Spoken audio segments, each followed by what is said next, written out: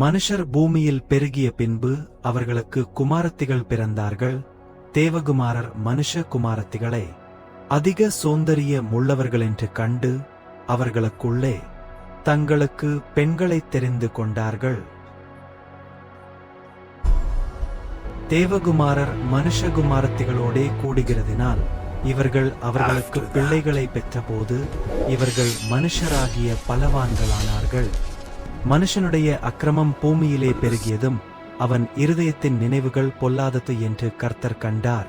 அப்பொழுது கர்த்தர், நான் சிருஷ்டித்த மனுஷனை பூமியின் மேல் வைக்காமல் மனுஷன் முதற்கொண்டு மிருகங்கள், ஊரும் பிராணிகள், ஆகாயத்துப் பறவைகள் பரியந்தமும் உண்டாயிருக்கிறவைகளை நிக்கிரகம் பண்ணுவேன்.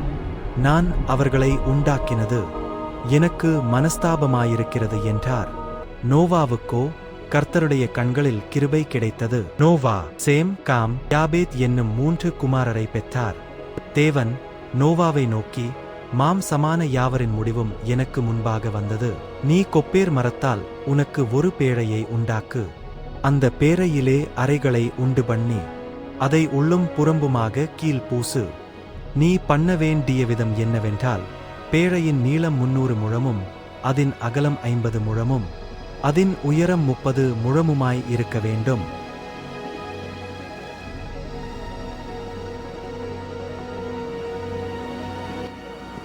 சமான ஜீவன்களில் ஆணும் பெண்ணுமாக வகை ஒன்றுக்கு ஒவ்வொரு ஜோடு உன்னுடனே உயிரோடே பேழைக்குள்ளே சேர்த்துக்கொள்.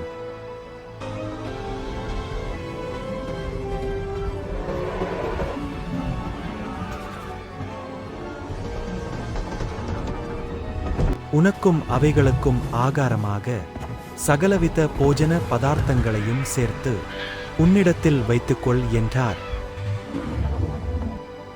தேவன் தனக்கு கட்டளையிட்டபடியெல்லாம் நோவா செய்து முடித்தான். நோவாவுக்கு 600 வயது வருஷம் 2ஆம் மாதம் 17ஆம் தேதியாகிய அந்நாளிலே மகா ஆழத்தின் ஊற்றுகளெல்லாம் பிளந்து வானத்தின் மதகுகளும் திறவுண்டன. 40 நாள் இரவும் பகலும் பூமியிலே பெருமழை பெய்தது. நோவாவும் நோவாவின் குமாரராகிய சேமும் காமும் யாபேத்தும் அவர்களுடனே கூட நோவாவின் மனைவியும் அவன் குமாரரின் 3 மனைவிகளும் பேழைக்குள் பிரவேசித்தார்கள். ஜலம் பூமியின் மேல் மிகவும் அதிகமாய் பெருகினதினால் வானத்தின் கீழ் எங்கும் உள்ள உயர்ந்த மலைகளெல்லாம் மூடப்பட்டன. அப்பொழுது பறவைகளும் நாட்டு மிருகங்களும் காட்டு மிருகங்களும் பூமியின் மேல் ஊறும் பிராணிகள் யாவும், எல்லா நரஜீவன்களும் பூமியின் மேல் சஞ்சரித்த பறவைகள் யாவும் மாண்டன. ஆழத்தின் ஊற்றுகளும் வானத்தின் மதகுகளும் அடைபட்டன. வானத்தின் மழையும் நின்று போயிற்று. ஜலம் பூமியிலிருந்து நாளுக்கு நாள் வற்றிக்கொண்டே வந்தது. 150 நாளுக்குப் பின்பு ஜலம் வடிந்தது. நோவா தன் பேழையின் ஜன்னலை திறந்து ஒரு காகத்தை வெளியே விட்டான். அது புறப்பட்டு பூமியின் மேல் இருந்த ஜலம் வற்றி போகும் வரைக்கும் போகிறதும் வருகிறதுமாய் இருந்தது. நோவா ஒரு புறாவை பேழையிலிருந்து வெளியே விட்டான். புறா சாயங்காலத்தில் அவனிடத்தில் வந்து சேர்ந்தது. அது கொத்திக் கொண்டு வந்த ஒரு ஒலிவ மரத்தின் இலை அதின் வாயில் இருந்தது. அதனாலே நோவா பூமியின் மேல் ஜலம் குறைந்து போயிற்று என்று அறிந்து கொண்டான்.